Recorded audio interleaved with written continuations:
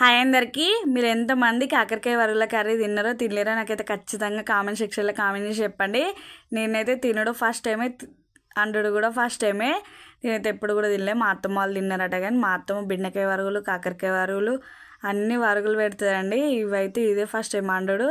Taste ఎలా ఉంటుందేమో అనుకున్నా, టేస్ట్ అయితే కమ్మ ఉంది. తిన్నా కొద్దీ తినబుద్ధి అయింది. నార్మల్ కాకరకాయ కర్రీ కన్నా ఇట్లా వండుకొని తింటేనైతే ఇంకా కమ్మ ఉందండి.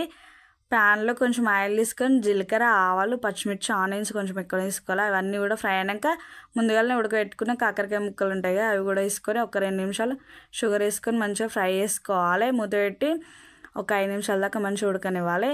కొంచెం కారపొడి వేసుకొని ఇంకా 2 నిమిషాలు ఫ్రై చేసుకున్నాక కొంచెమే చింతపులుపు పోసుకొని ఒక 20 నిమిషాలు లేదా 15 నిమిషాలు మంచిగా మరగనివ్వాలి. కొంచెం నువ్వుల పొడి కూడా వేసుకోవాలి. లాస్ట్కి కొత్తిమీరతోటన్నా గరం మసాలాతోటన్నా గార్నిష్ చేసుకోవాలి.